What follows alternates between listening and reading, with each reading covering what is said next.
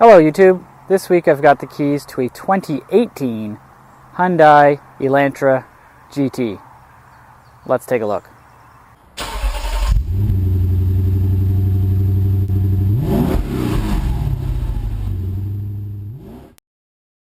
So this is the first time I've had a test drive before the pricing's been released. This is the Elantra GT GLS. And it's 2018 model, so I've got this pretty early. And there is also the GL, so this is one up from the base model. It's pretty well loaded. I'm going to assume it's going to be about 24, probably high 24, low $25,000 price range. It's a nice looking car, hatchback, 5-door. This one's got the 2-liter gasoline direct injection engine, and that's 161 horsepower, 150 pound-feet of torque.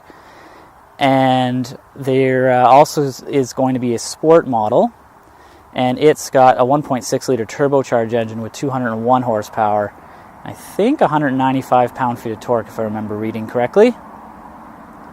So what you've got here is a pretty nicely loaded compact hatchback, basically. Competes with new Cruise hatch, Volkswagen Golf, and I guess even the Civic hatch, which doesn't really look like a hatch, but it is a hatch.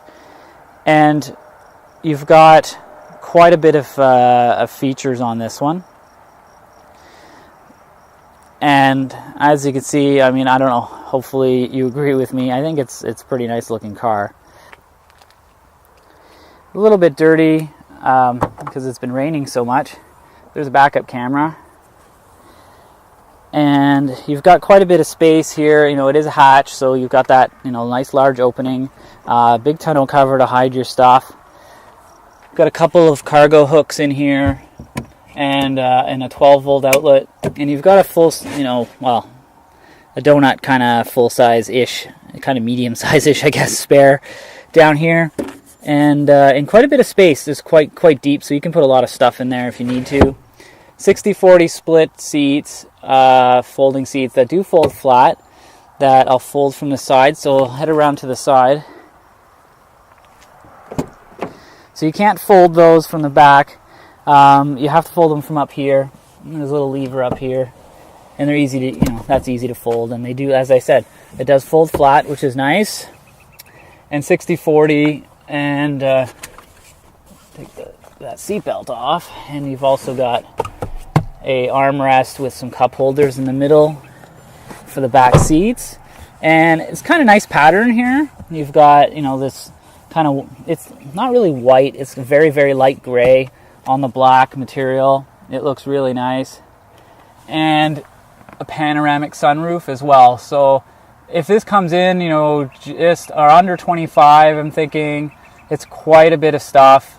The GLS doesn't really add that much stuff to the GL, which is the base. So the base comes with a ton of stuff. And then this one adds in the panoramic roof, and 17-inch wheels, push-button start, and one more thing, which is escaping me right now. The dual-zone climate control. So that's all the GLS really adds. So I think, unless you really want this pano roof, I'd go for the GL, which is probably it might be under 20, or it might be 22, something like that. And knowing Hyundai, they're going to come on, they're going to have deals on. You'll be picking this up for probably around 20. And it's total gas right now. I will put the prices at the bottom if they come out before I post the video. So this is your front here. So let's just sit here carefully. This is in my driving position. I've got a pretty good amount of room. It's your average compact. Couple of map pockets that nobody carries maps for anymore. I guess iPad pockets now we'll call them. And you've got power windows and not really anything much going on here. Nice speaker. This is kind of squishy plastic. It's kind of squishy. It's not all hard plastics, which is nice. And so there's not too much in the back. This roof, hopefully we can see this. This roof actually opens to about here. So it gives you quite a large roof opening as well as just the glass. So if you like having an open roof, it's pretty big open roof. So let's move to the front and see what that's like. Okay, so up front, the previously mentioned dual zone climate control, which I'm going to turn on for a second so you can see it. And then because the fan goes crazy, well, I can turn the fan down. So turn that fan down. So dual zone climate control in the GLS. So the GL does not have this. I'm not sure what it looks like. I'm hoping it's an automatic climate and it's just a single zone. Not really sure. Down the bottom here, you've got a USB auxiliary, 212 volts, and this does have Android Auto and Apple CarPlay. A couple cup holders, manual parking brake, which is nice to have. I kind of like that. Heated seats, heated steering wheel, and drive mode selection, which Eco and Sport, basically normal, Eco, and Sport. And like these things are all standard in the GL. So there's not very much, as I mentioned earlier, just a few things in the GLS. So this is all standard in the GL in your base model. Little armrest here. There's no power or anything in it. Just very basic armrest and storage. You got your four ways. Nice screen here. And for those that don't like the kind of iPad on the dash look, well, that's what you've got on this one. A little bit weird center lock in the middle here for your doors. Now, I mean, this has been done before. BMW is doing it, and then they've kind of switched it over, but so it is a little weird. I'm going to show you the backup camera here. Pretty large screen, very nice and bright, and the steering wheel does move with that, so you can see the lines and how you're going to go into the spot. So it's basically starting. These compact cars are getting all these kind of high-end features. In here there is no navigation, and I don't believe there's navigation available on the GT, only on the Sport. So you've got your XM radio and FM and AM and those things there. And then you can go into apps, you can click on that, or you can click on this hard button to get you to the same spot. And then your Android Auto and Apple CarPlay are basically your only things in here. You've got XM traffic if you subscribe to that, sports and stocks, and your voice commands, which will show you the commands that you can call. So it's pretty basic, but I don't think that's a bad thing, because it's you're just going to use your phone nowadays. Under settings, you can set your display brightness and the sound settings and screensaver. It's not a ton of stuff in here, but it's it's useful, and you can configure the car how you like it. In the center, we've got, I should say, that push button start here I mentioned, and it's also got the keyless entry with just grab the handle and kind of open the door. So in the middle, you've got your speed and your attack and your heat and your engine temp and your fuel gauge. So pretty basic stuff. Nothing extraordinary, and it's not like this big LCD dash with tons of fancy features, but that's okay. And you've got in the middle here, you've got your speed, which you can switch through your speed and average fuel economy, and so this is what I've been doing this week. Almost 300 kilometers, 7.2 liters per 100 kilometers. Very good fuel economy out of this car. Really good, really happy with that. I actually received it with half a tank. Usually we get a full tank. Came with half a tank, did 300 kilometers, and I've got about an eighth of a tank left. So pretty happy with the fuel economy. On the steering wheel, you've got those buttons to switch that screen. You've got you can go through a bunch of other things like so let's see, lights. You can have a one-touch turn signal on or off, and headlamp display and sound. So you can do. So the sound is for the blind spot detection. Another feature that it has, which is pretty good in this price range. Of course, you've got phone controls for the Bluetooth phone, and your volume and your voice control for the radio, and climate control, and your phone.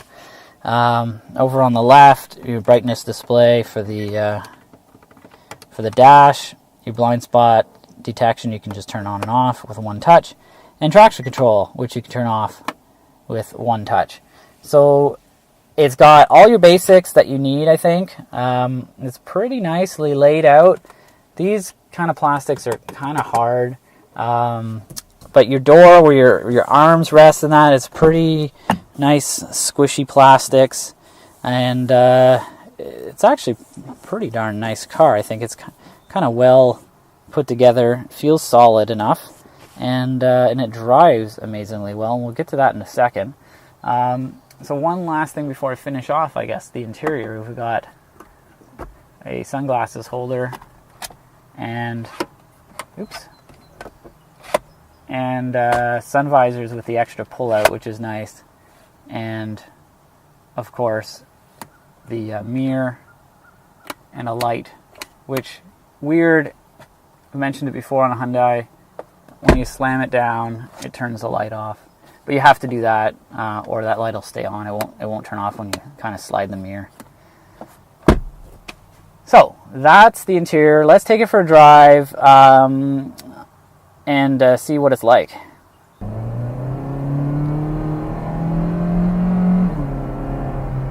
So you can kind of hear the engine a bit with the automatic transmission. It's not a loud grumble. It's kind of a higher pitched whine, and it's not down on power. It's pretty average for the class. It feels pretty good, gets you up to speed. Once you're cruising along, though, it really does cruise at kind of a low-ish RPM.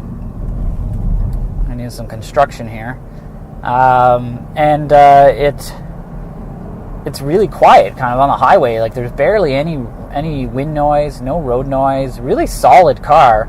Especially, we're talking about a compact car here, in the 25,000 Canadian range, and it's super, super nice.